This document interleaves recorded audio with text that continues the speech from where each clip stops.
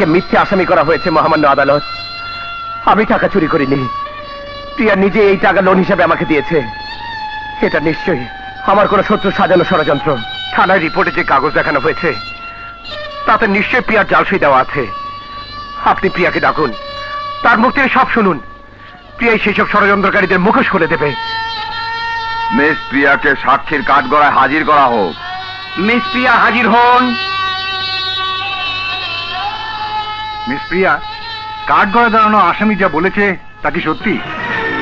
আপনি কি আসামিকে লোন হিসেবে দিয়েছিলেন?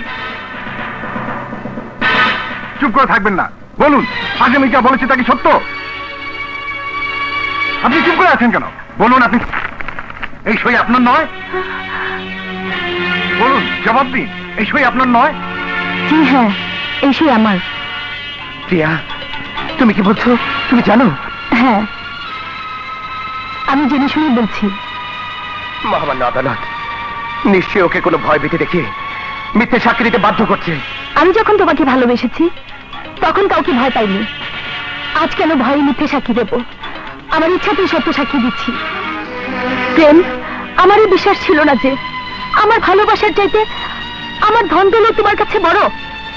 তুমি কি করে পারলে রাতের অন্ধকারে আমার সাথে দেখা করার ছলে সিন্ধুক থেকে ওই টাকা চুরি করতে? বোনের বিয়ের জন্য যখন এতই টাকার প্রয়োজন ছিল তখন আমাকে বলেই পারতে। তোকে আমি ছাড়বো না। Order, order, order! আদালত অমান্যকারী এই আসামিকে গ্রেফতার করো। মনে রাখিস, তুই আমার জীবন নিয়ে ছিনিমিনি খেলেছিস, আমার শত্রুদের সাথে হাত মিলিয়েছিস। প্রতারক, এই প্রতারণের শাস্তি তুই পাবি।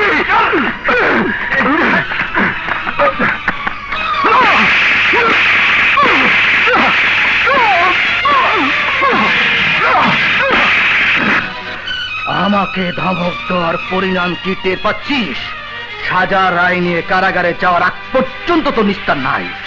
খুব শক্তি তোর শরীরে না? খুব শক্তি। সেই শক্তি এমন ভাবে কমিয়ে দেব, এমন ভাবে কমিয়ে দেব, চিরদিন আমাকে ভক্তি করবি, ভক্তি।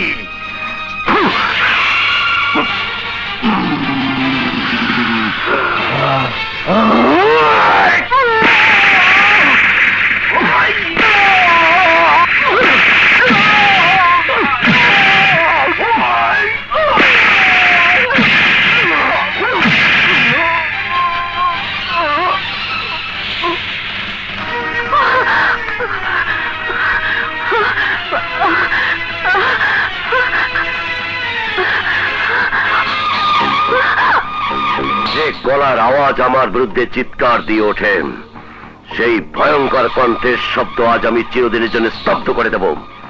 দেখি কত জোর আছে তোর গলায়। ডাক, চিৎকার দিয়ে ডাক তোর শক্তিশালী ছেলেকে।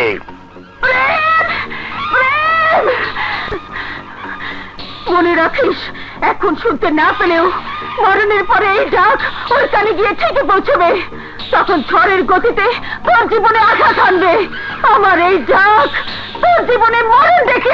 ড্যাডি, আমি তোমার কথা রেখেছি। নিজ হাতে নির্মম ভাবে আমার ভালোবাসাকে হত্যা করেছি। এবার তুমি তোমার কথা রাখো, মাকে মুক্ত করে দাও। আমিও কথার বরখেলাপ করিনি। অনেক আগেই তোমার হবু শাশুড়িকে মুক্ত করে দিয়েছি। Daddy, go and take rest.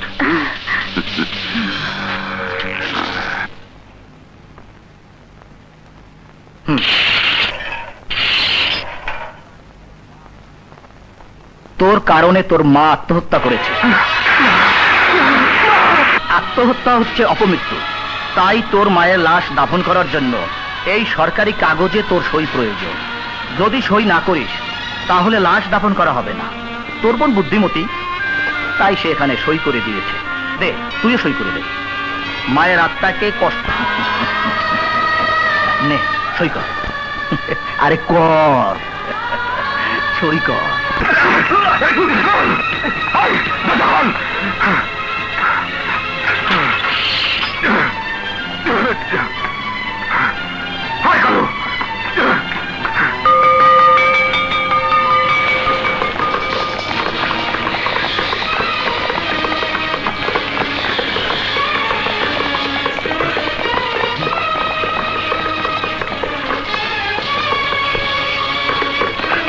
Inspector সাহেব, এটা তো দেওয়ানপুর। চক্ষু বন্ধ করে দৌড় দিলেই সীমানা শেষ। যান, মানচিত্রটা দেখে এসে বলেন পৃথিবীর শেষ সীমানাটা কোথায়। দরকার হয় সেইখানে যাব। তার দরকার হবে না, ওকে ধরার পথ একটাই। আমি জানিও যেখানেই থাকুক না কেন, শেষবারের মতো মায়ের মরা মুখ দেখার জন্য ওকে আসতেই হবে। তাই দাফন কাফনের শুরু থেকে শেষ পর্যন্ত কড়া পাহারা দিতে হবে। কথাটা যেন সবার মনে থাকে।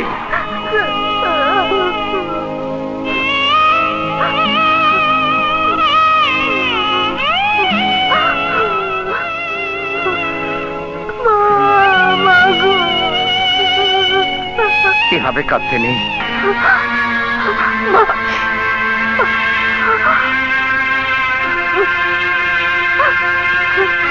ইমাম সাহেব, আর দেরি কেন? হ্যাঁ, যত শীঘ্র লাশ দাফন করা যায় ততই ভালো।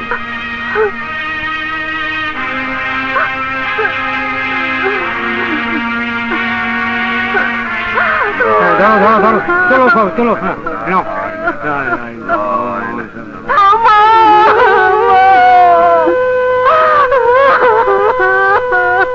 মা, মাগো, সবাই বিশ্বাস না করলেও তুমি তো জানো আমি ষড়যন্ত্রের শিকার। অথচ আমাকে অবিশ্বাস করে কেন আমাদের এতিম করে চলে গেলে? আমি জানি মা, তোমার মৃত্যুর জন্য আমি দায়ী। আমি মিথ্যে ভালোবাসাকে পাওয়ার আশায় চিরদিনের জন্য তোমাকে হারিয়েছি। কিন্তু মা, এই মাটি ছুঁয়ে শপথ করছি, যাদের জন্য তোমাকে হারিয়েছি তাদের আমি ক্ষমা করব না। প্রতিশোধ নেব, নির্মম প্রতিশোধ।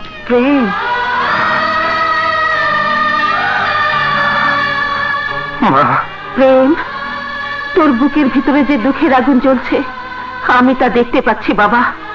কি অসহ্য জ্বালা যন্ত্রণা নিয়ে তুই ধুকে ধুকে মরছিস। কিন্তু তার চেয়ে বেশি কষ্টে আছে মিনা, যার দু চোখ ভরা স্বপ্ন আজ দুঃস্বপ্ন হয়ে গেছে। তাই মিনার স্বামীর ভালোবাসা পাওয়ার ব্যবস্থা করে ওকে সমস্ত দুঃখ কষ্ট থেকে মুক্তি দিস বাবা। তা না হলে আমার আত্মা শান্তি পাবে না, শান্তি পাবে না বাবা।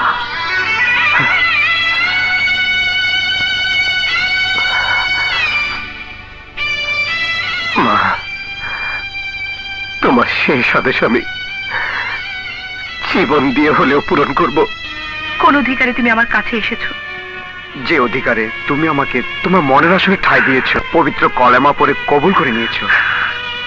ভুল করেছি, আর সেই ভুলের মাসুল এত সহজে আমাকে দিতে হচ্ছে। প্লিজ চলে যাও। তোমাকে দেখলে আমার কষ্ট আরো বেড়ে যায়।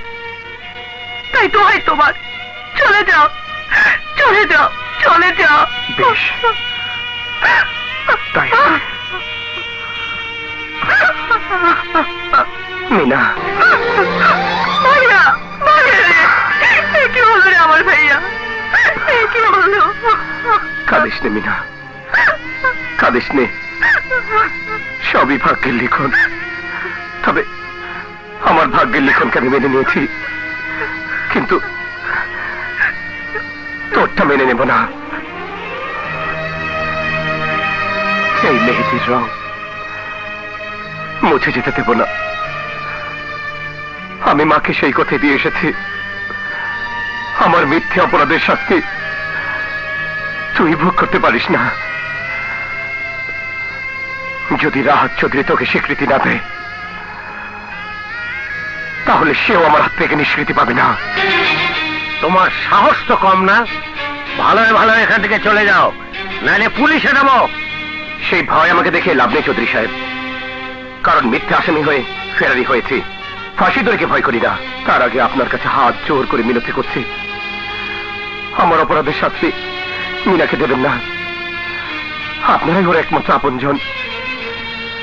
আর যদিও আপনার মেয়ে হতো, তাহলে বুঝতে পারতেন কি ভীষণ কষ্ট ওর জীবনে নেমে এসেছে। চৌধুরী সাহেব, আমার নিয়তিকে আমি মেনে নিয়েছি, কিন্তু ফুলের মতো পবিত্র আমার বোনের নিয়তি নিয়ে আপনি খেলবেন না। আমি আপনার কাছে মিনার জীবন ভিক্ষা চাচ্ছি, আপনি ওকে পুত্রবধূর মর্যাদা দিয়ে ঘরে তুলে নিন। তাতে আমার মান সম্মান ফিরে আসবে না? আমি যা বলি তাই করি। একজন চোরের বোনরে পুত্রবধূ স্বীকার করে নিয়ে আর মান সম্মান হারাইতে চাই না।